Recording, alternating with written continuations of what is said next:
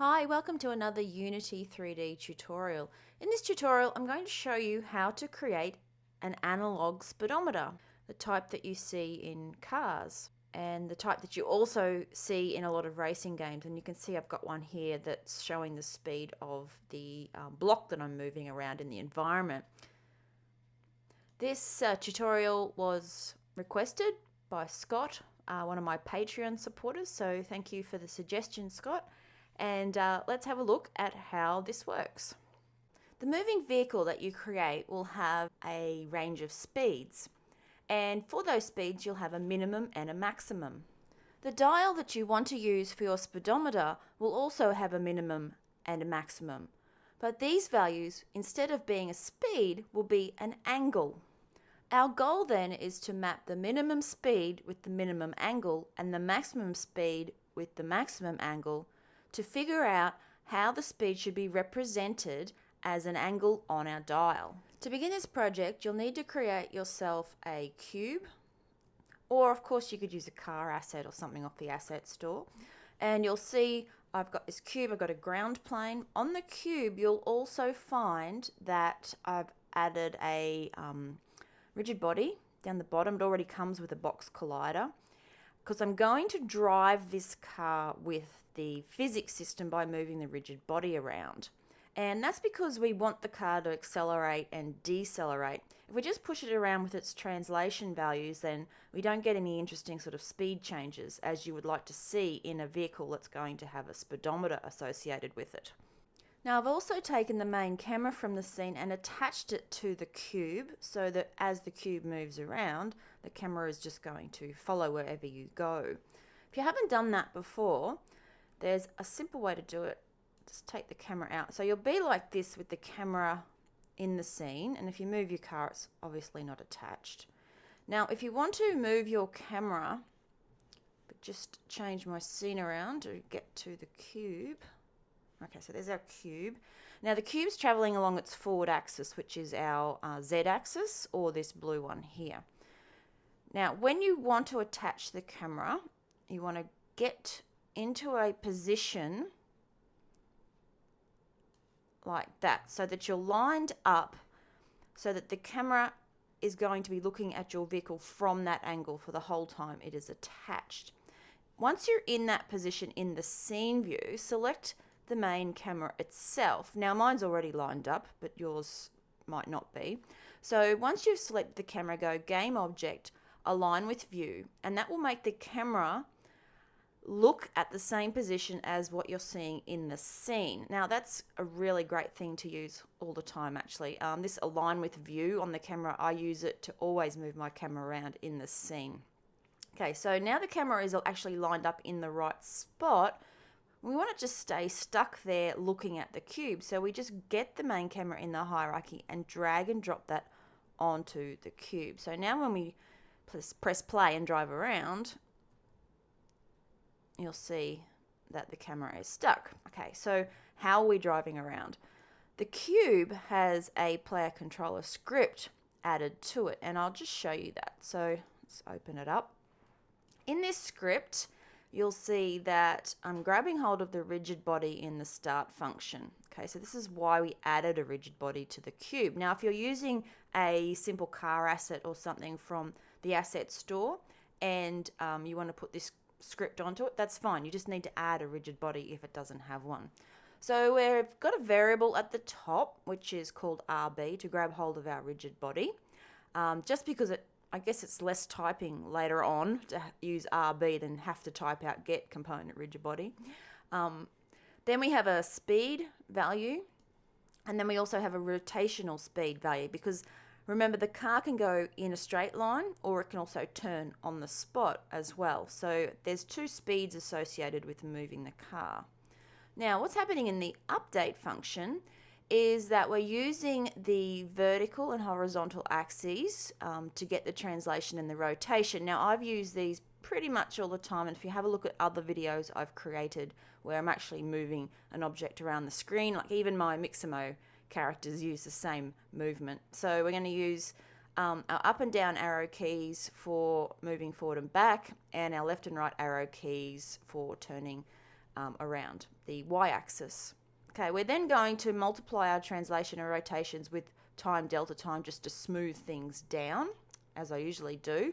Now, where it's different to the other drive scripts I've written in the past, where I'm actually just moving the thing with the translation, is that I'm moving the rigid body by adding a force to it.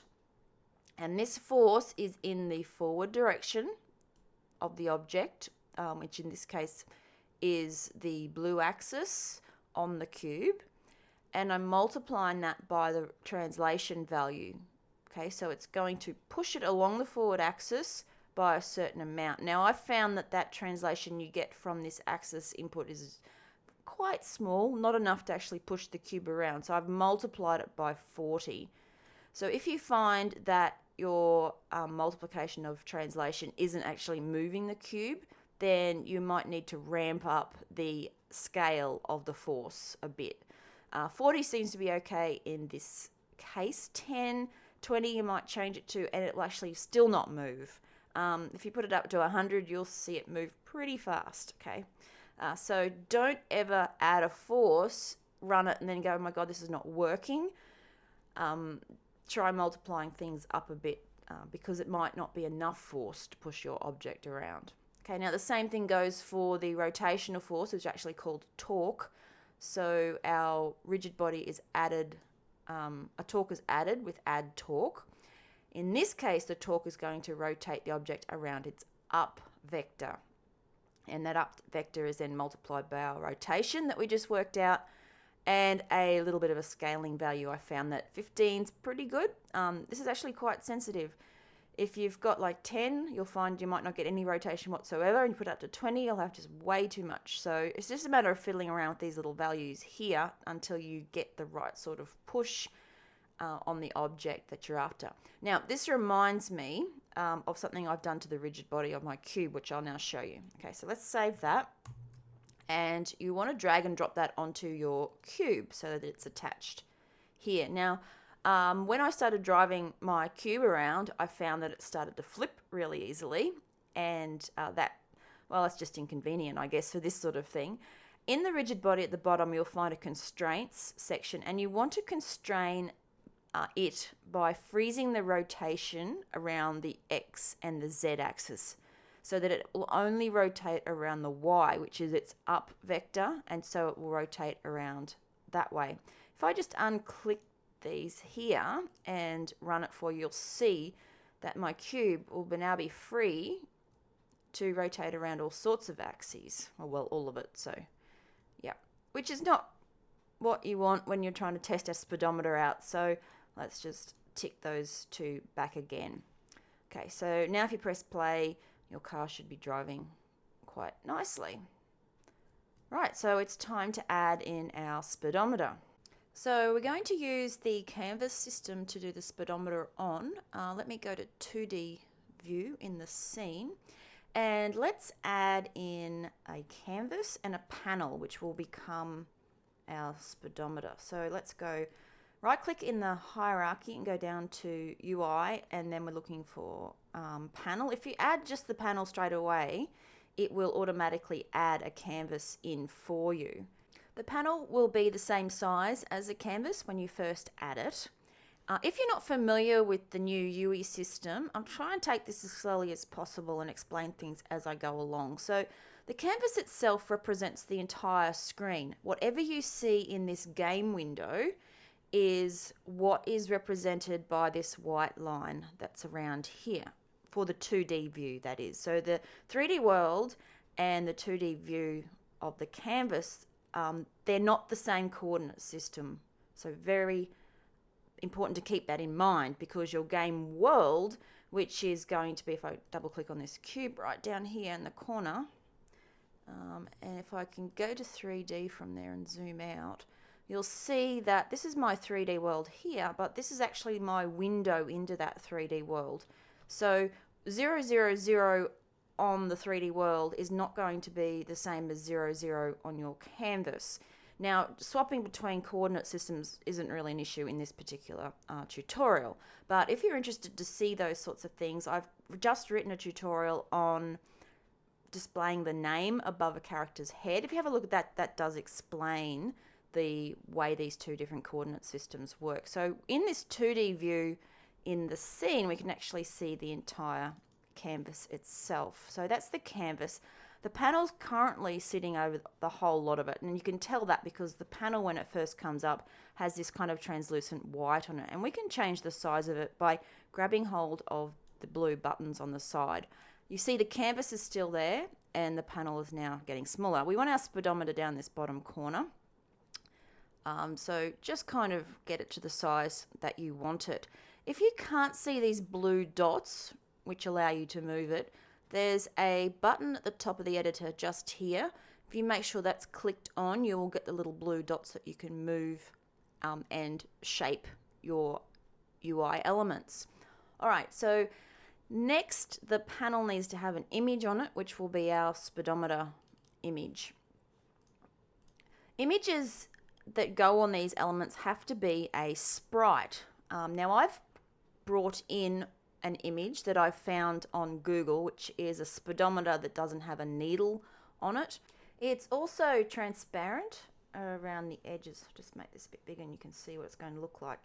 Okay, so the image, when you bring it in, it might not be a sprite and you have to make it a sprite. If you select it when it's in the project assets folder there, in the inspector, you'll be able to change the texture type that it's set to. Now, it's probably, if it's just brought in, and by bringing in, I mean, you can just drag and drop it from your desktop into this section of Unity and it will be fine. It's probably going to be a default texture, but you want to go down and click on Sprite 2D and then click the Apply button to ensure it becomes a sprite. When it's a sprite, in the project, it gets a little play button thing next to it. Okay, so let's now add that to our panel. Just bring this back, and to do that we select our panel. We're going to change this background here, which has the default background in the inspector. So grab hold of your speedometer image and drag and drop it into the background, and there you'll see it now come up. Now it's by default, we saw it before, that it's sort of transparent, so that's part of the color setting. So if you select the color of your panel, you'll see that the alpha is actually sort of turned right down, and you want to bring that right back up to 255 so that there's no transparency whatsoever on your speedometer. Right, so once you've got it in the scene, you can then just modify it to make it look the way you want it to. You can also switch back to the game view where you'll see what it's going to look like. Now we're currently building for a HD display, which is 1920 by 1080 in this case. If I switch this back to, let's say, 800 by 600, you'll see that the speedometer completely changes. So we haven't got this set up so it'll snap nicely in different screen resolutions. To do that really quickly, if you click on the canvas, then in the inspector find the canvas scaler and change that to scale with screen size. And the size you want is the size you're basically designing for in the resolution, which we designed for 1920 by 1080. And then this match for the width or height, I usually set this about 0.6, which is quite a nice value.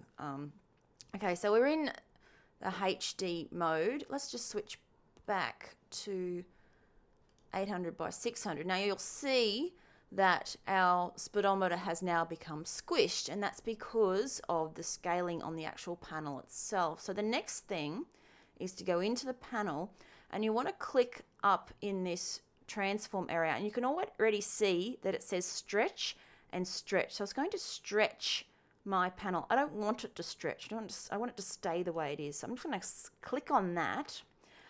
I want to anchor it in the bottom corner, so it's always stuck down in this corner of the screen. So I'm going to select that there, and I'm also going to shift select it to set the pivot point down there as well.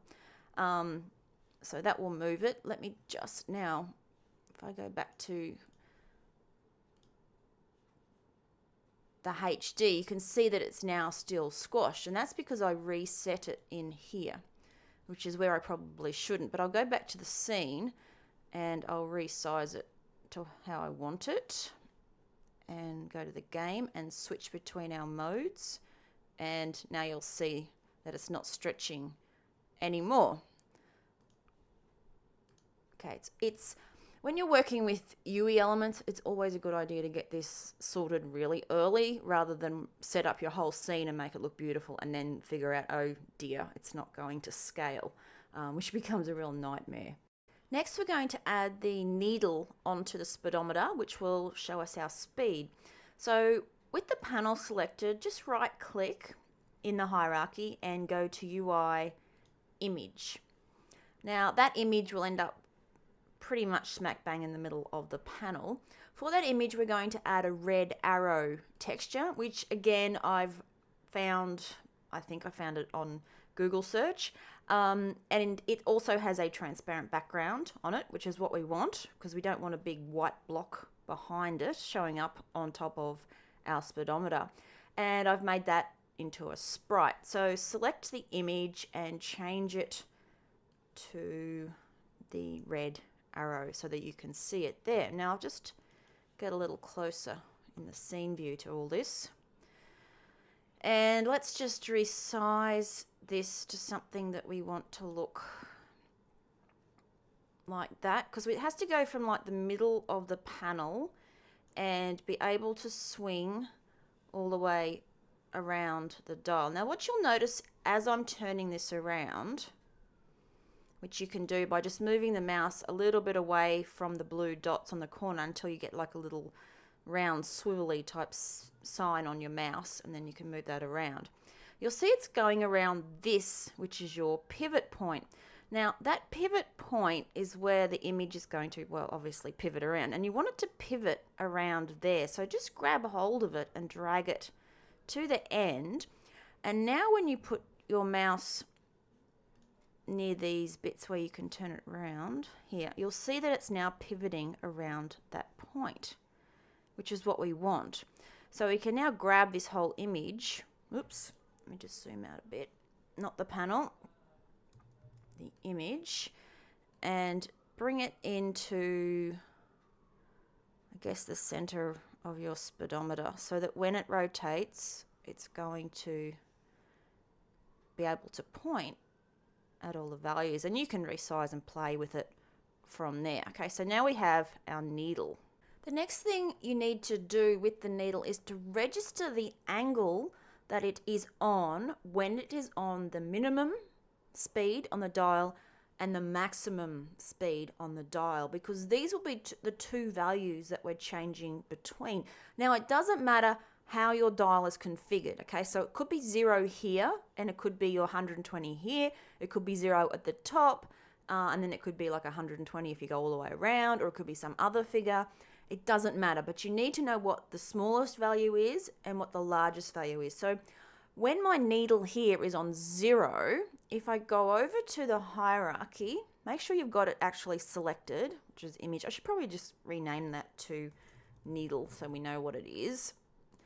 Okay, and then you're looking for this Z rotation, because as you change the Z rotation, that is what's turning this needle around.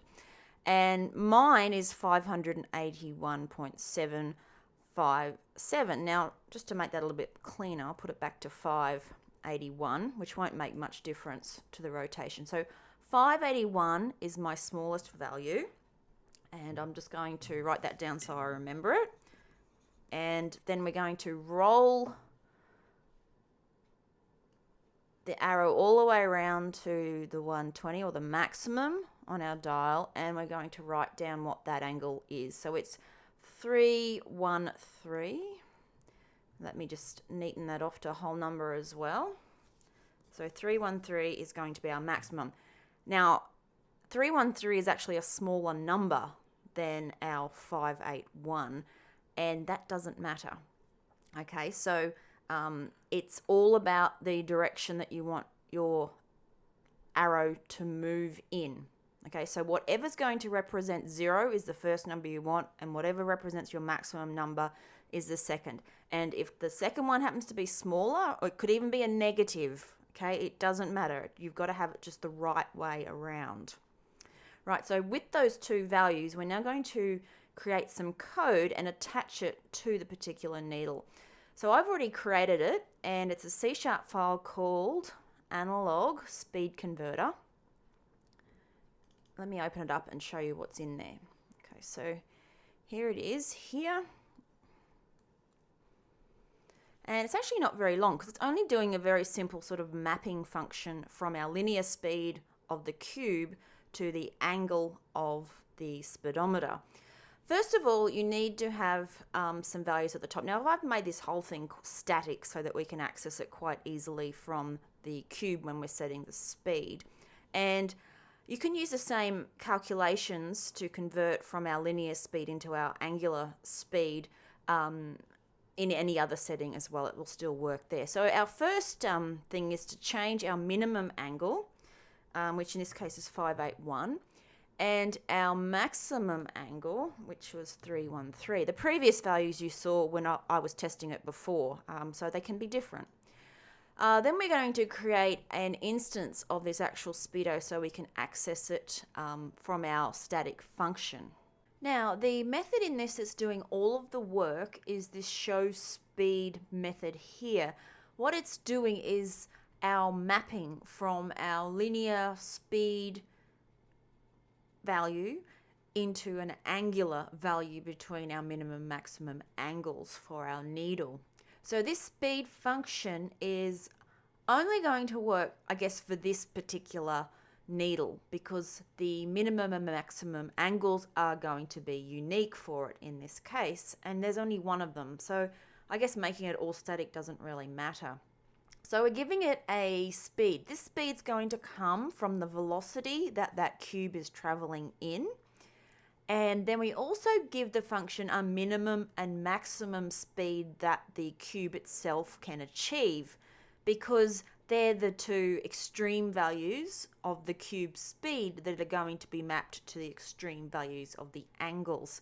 Minimum will most likely be 0. Okay, in the case of a car, you cannot be moving whatsoever. But let's just say that you had a minimum where you were actually still moving. You could plug that in here.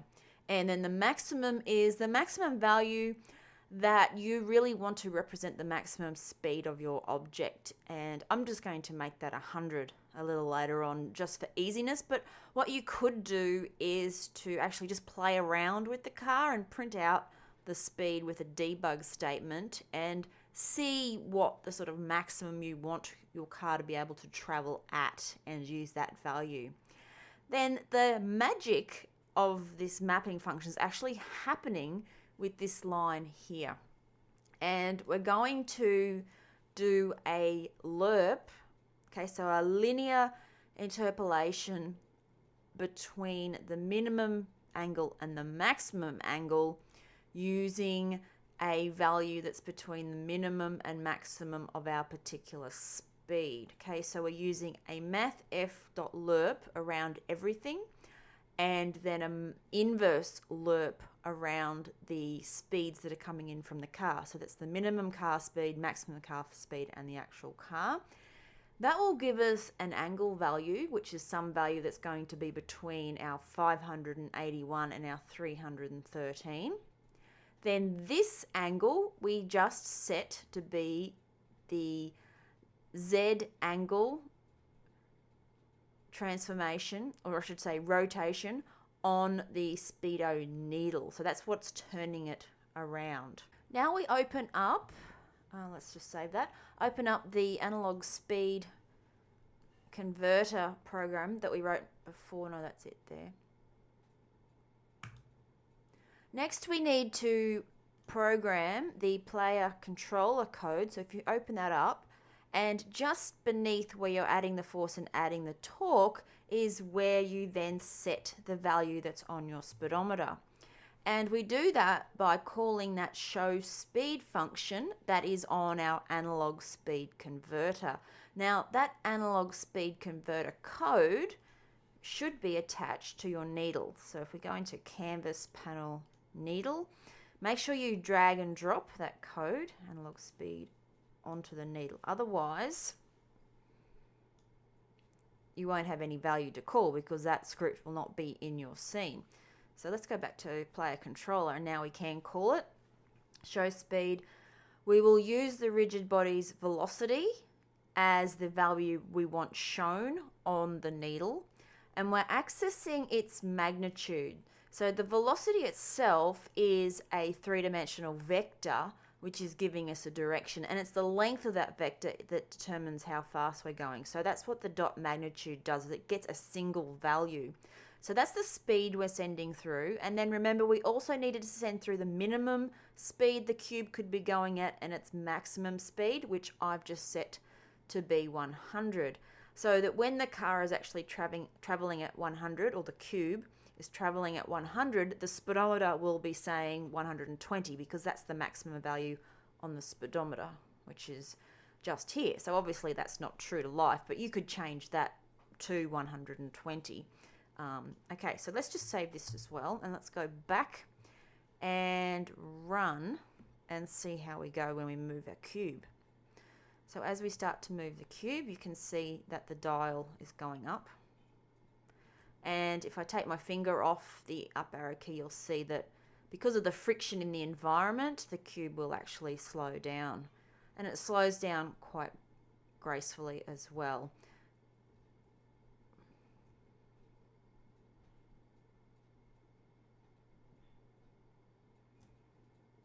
And that's pretty much it for now. So that's how to create a speedometer.